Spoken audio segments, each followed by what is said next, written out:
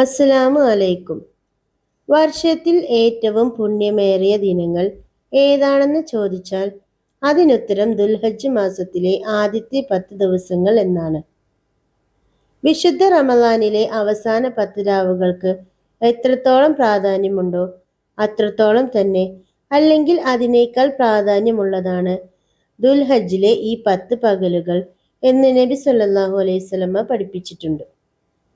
അള്ളാഹുവിന് ഏറ്റവും പ്രിയപ്പെട്ട ഈ ദിവസങ്ങളിൽ നമ്മൾ നിർബന്ധമായും ചെയ്യേണ്ട വലിയ പ്രതിഫലങ്ങളുള്ള പുണ്യകർമ്മങ്ങളുണ്ട്. 1. തക്ബീർ ചൊല്ലുക. ഈ ദിവസങ്ങളിൽ നാം നമ്മുടെ നാവിനെ എപ്പോഴും അള്ളാഹുവിനെ സ്മരിക്കാൻ വേണ്ടി ഉപയോഗിക്കണം. സുബ്ഹാനല്ലാഹ്, അൽഹംദുലില്ലാഹ്, ലാ ഇലാഹ ഇല്ലല്ലാഹ്, അല്ലാഹു അക്ബർ എന്നീ ദിക്റുകൾ വീടുകളിലും യാത്രകളിലും അധികരിപ്പിക്കുക. പ്രത്യേകിച്ച് തക്ബീർ ധ്വനികൾ നമ്മുടെ ചുണ്ടുകളിൽ എപ്പോഴും ഉണ്ടാവണം. 2. സുന്നത്ത് നോമ്പ് അനുഷ്ഠിക്കുക. ദുൽഹജ്ജ് 1 മുതൽ 9 വരെയുള്ള ദിവസങ്ങളിൽ നോമ്പ് അനുഷ്ഠിക്കുന്നത് വലിയ പ്രതിഫലമുള്ളതാണ്. ഇതിൽ ഏറ്റവും പ്രധാനപ്പെട്ടത് 9ാമത്തെ ദിവസമായ അറഫ ദിനത്തിലെ നോമ്പാണ്. നബി സല്ലല്ലാഹു അലൈഹി വസല്ലമ പറഞ്ഞു, അറഫ ദിവസത്തെ നോമ്പ് കഴിഞ്ഞു പോയ ഒരു വർഷത്തെയും വരാനിരിക്കുന്ന ഒരു വർഷത്തെയും ചെറിയ പാപങ്ങളെ പുറത്തു തരും. അതുകൊണ്ട് ഈ നോമ്പ് ആരും നഷ്ടപ്പെടുത്തരുത്. 3. ഖുർആൻ പാരായണം അധികരിപ്പിക്കുക. നമ്മുടെ തിരക്കുകൾക്കിടയിലും ഖുർആൻ ഓതാനായി കുറച്ചു സമയം മാറ്റിവെക്കുക. ഈ 10 ദിവസങ്ങളിൽ ഖുർആൻ പൂർണ്ണമായി ഓതി തീർക്കാൻ ശ്രമിക്കുന്നത് വളരെ ഉത്തമമാണ്. 4.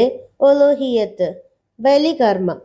സാമ്പത്തിക ശേഷിയുള്ളവർ ദുൽഹജ്ജ് 10-ന് പെരുന്നാൾ നമസ്കാരത്തിന് ശേഷം ബലികർമ്മം നിർവഹിക്കുക. അള്ളാഹുവിലേക്ക് കൂടുതൽ അടുക്കാൻ സഹായിക്കുന്ന വലിയൊരു ഇബാദത്താണിത്. ബലി അറുക്കാൻ ഉദ്ദേശിക്കുന്നവർ ദുൽഹജ്ജ് മാസം പിറന്നത് മുതൽ ബലികർമ്മം കഴിയുന്നത് വരെ നഖം മുറിക്കാനോ മുടി നീക്കാനോ പാടുള്ളതല്ല. 5. തൗബയും പ്രാർത്ഥനയും. നമ്മളിൽ നിന്ന് വന്നു പോയ തെറ്റുകളെ ഓർത്ത് അള്ളാഹുവിലേക്ക് മടങ്ങാനുള്ള നല്ലൊരു അവസരമാണിത്.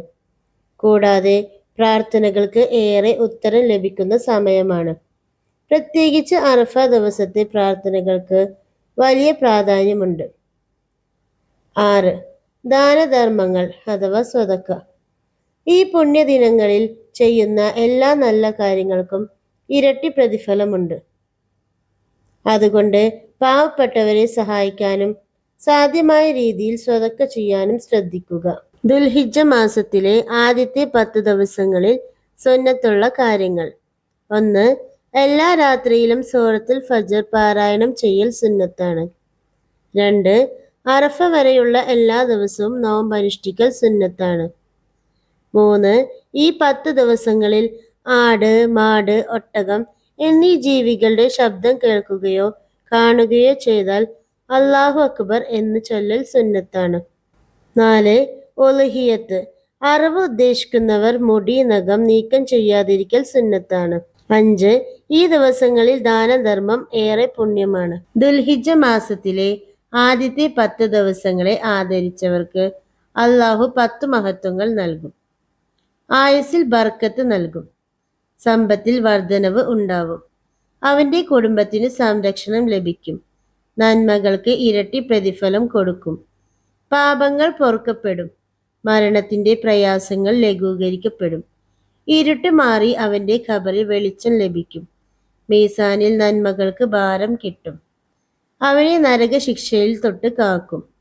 സ്വർഗത്തിൽ ഉന്നത സ്ഥാനം ലഭിക്കും. അതുകൊണ്ട് റമദാൻ കഴിഞ്ഞാൽ നമുക്ക് ലഭിക്കുന്ന ഏറ്റവും വലിയ സുവർണാവസരമാണ് ദുൽഹജ്ജിലെ ഈ ആദ്യത്തെ 10 ദിവസങ്ങൾ.